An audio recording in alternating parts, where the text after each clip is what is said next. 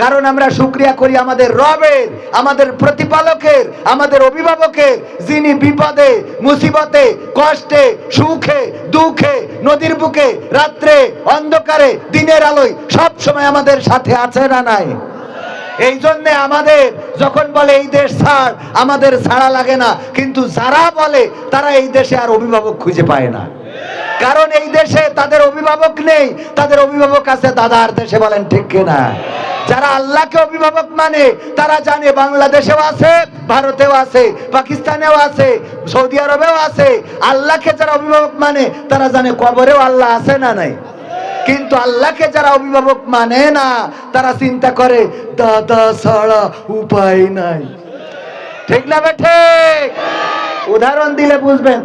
ধরে নেন আমাদের আজকের মাহফিলের অতিথি জনাব আশরাফ আলী মোল্লা সাহেব, সভাপতি সাহেব কই?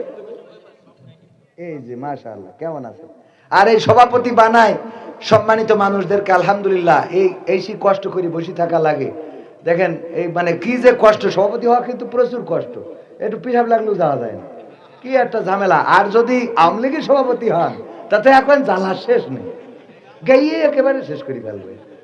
আল্লাহ রহম করুন, বলেন আমিন। তো যাই হোক, আমার সভাপতি সাহেব উনি গরু পালন করে। কি পালন করে? মাঠের মধ্যে রেখে মাহফিলে এসেছে সভাপতিত্ব করতে। আসরের সময় এসেছে, এখনো বাড়ি ফিরতে পারে নাই, গরুটাও আনতে পারে নাই। পাশে ছিল বোন, গরুরে ধরার জন্য করেছে তাড়া, দৌড়ানি দিয়েছে ধরার জন্য। গরুর পিছু নিয়েছে, গরু দৌড়ায়, বাঘও দৌড়ায়।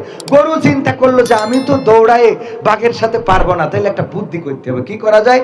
তো আশেপাশে দেখলো যে একটা নরম ক্ষেত, কাদাওয়ালা ক্ষেত, এর মধ্যে দিয়েছে লাফ। এই যে এখানে আসতে যে পানি দেখালো আমার ভাই, তো এর মধ্যে দিয়েছে লাফ। গরুর 4 হাত পা কাদার মধ্যে পুঁতে গেছে।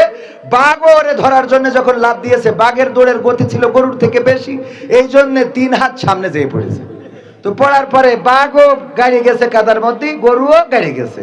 এবার সেবা করি চেষ্টা করলো যে কি করি বের হওয়া যায়, কিন্তু ও কোনো পালি বের হতে পারলো না। ওই বাঘ টেনশন করতেছে যে বের হতে না পারলে তো কিল্লা ফতে, আজ তো খেলা ফাইনাল, খেলা হবে, ঠিক না? এখন গরু কোনো টেনশন ছাড়াই বসে বসে জাবর কাটাচ্ছে। তো বাঘ বলতেছে, হে গরু, তুই তো আসলেই গরু। গরু বলে, কে ভাই কি হয়েছে, এবা করি বলছিস কেন? মানে গরুর তো ভাষা বোঝেনি, এবা করি বলছিস কেন ভাই, কি হয়েছে? হ্যাঁ, তো বলছে কি হয়েছে মানে, তুই যে কাজটা করলি এটা মানুষে করে? কয় না, গতি করে, গরুতি করে।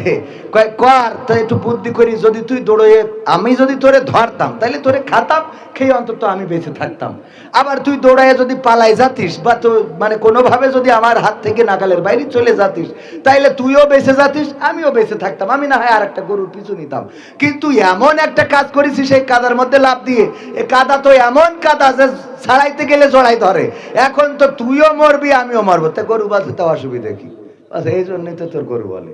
অসুবিধা কি মানে? আচ্ছা, অসুবিধা যা হয় হোক, আমার কথা হলো যে মৃত্যু তো সন্নিকটে, এই কাদাতে বের হইতে পারবো না, সুতরাং বাঁচবো না। তো আমি টেনশন করতেছি কি করে বের হওয়া যায়, আর তুই বসে বসে জাগর কাটাচ্ছিস, তার মানেটা কি? জাবর কাটাচ্ছি, হ্যাঁ? গরু বলছে, দেখো ভাই, আমি কেন জাবর কাটাই? আমি গরু, আমার একটা মালিক আছে, আমার মালিকের নাম জনাব আলহাজ মাওলানা মুহাম্মদ আশরাফ আলী মোল্লা। উনি মাহফিলে গিয়েছে সভাপতিত্ব করার জন্য, এখনো ফিরতে পারে নাই। যখন বাড়িতে ফিরবে টর্চ লাইট জ্বালাবে, জ্বালিয়ে যখন দেখবে আমি গোয়াল ঘরে নাই, এটা দেখার পরে মাঠে খোঁজ নিতে চলে আসবে। উনার বড় টর্চ লাইট কিনা আছে 5 ব্যাটারির, ওইগুলো দিয়ে যখন মারতে মারতে মাঠের মধ্যে আমারে খুঁজে বেড়াবে। খুঁজতে খুঁজতে আমারেও পাবে, তোমারেও পাবে।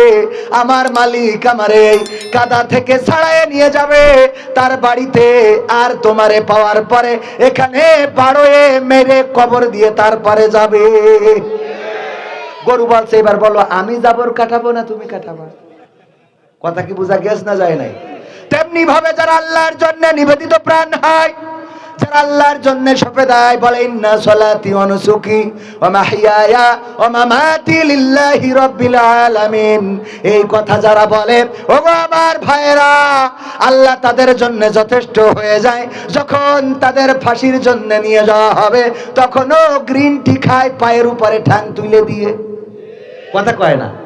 সন্তানকে বলে ফাঁসির মঞ্চে যাব লুঙ্গি পরে নাকি পায়জামা পরে যাব, আমার কবর দিতে সাথী আই কে কে যাবে, তোমাদের মা অসুস্থ আছে যাইতে বলো না।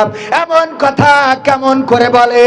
কারণ হলো তারা জানে আমরা দুনিয়ায় থাকি আর কবরে যাই আমাদের মালিককে। চিল্লায়ে বলেন মালিককে। সেই আল্লাহকে মানতে রাজি আছি না নাই? আল্লাহকে যদি মানতে রাজি থাকি তাহলে আমাদের কোরআন মানতে হবে, ঠিক না বেঠে? আল্লাহ তার পথে চলার জন্যে, তার পথে বলার জন্যে দিয়েছেন কি? সমাধান খুঁজে খুঁজে ক্লান্ত হয়েছো যারা, সমাধান যদি পেতে চাও সব পথে গিয়ে ভুলে কোরআন দেখো খুলে, সমাধান যদি নিতে চাও সমস্যা যত সব দূর করে দিবে রব, সমস্যা যত সব দূর করে দিবে রব, যদি তুমি যাও সে যাও সমাধান। সমাধান খুঁজে খুঁজে ক্লান্ত হয়েছো যারা, সমাধান যদি পেতে চাও সব পথে গিয়ে ভুলে কোরআন দেখো খুলে, সমাধান যদি নিতে চাও। কোরআন ধরি না বলে, কোরআন পড়ি না বলে চারিদিকে বঞ্চিত, কোরআন জানি না বলে, কোরআন মানি না বলে সব অধিকার বঞ্চিত, কোরআন ধরি না বলে, কোরআন পড়ি না বলে চারিদিকে হই লাঞ্ছিত, কোরআন জানি না বলে, কোরআন মানি না বলে সব অধিকার বঞ্চিত। মরিচিকার পিছে না ঘুরে মিছে মিছে, মরিচিকার পিছে না ঘুরে মিছে মিছে, কোরআনটা খুলে দেখে না সমাধান। সমাধান খুঁজে খুঁজে ক্লান্ত হয়েছো যারা, সমাধান যদি পেতে চাও সব পথে গিয়ে ভুলে কোরআন দেখো খুলে, সমাধান যদি নিতে চাও।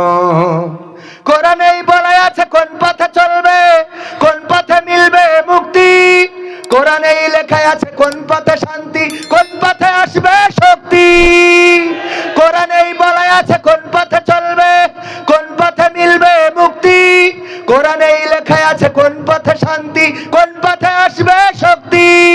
আলে আর আলোয় প্রতারিত না হয়ে, আলে আর আলোয় প্রতারিত না হয়ে কোরআনটা খুলে দেখে না সমাধান। সমাধান খুঁজে খুঁজে ক্লান্ত হয়েছো যারা, সমাধান যদি পেতে চাও সব পথে গিয়ে ভুলে কোরআন দেখো খুলে, সমাধান যদি নিতে চাও। কোরআনেই খুঁজে পাবে সংসার নীতি আর কি হবে রাষ্ট্র, কোরআনের আইন চললে দেশে দূর হবে নীতি, হবে দূর হবে।